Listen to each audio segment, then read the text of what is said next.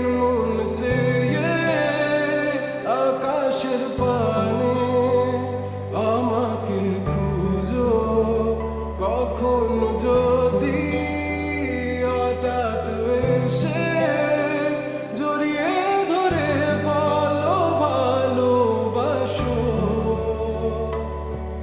আমি তখনই তখনই তোমার নামে লেখা চিঠিটি পড়ে তোমাকে শোনাবো।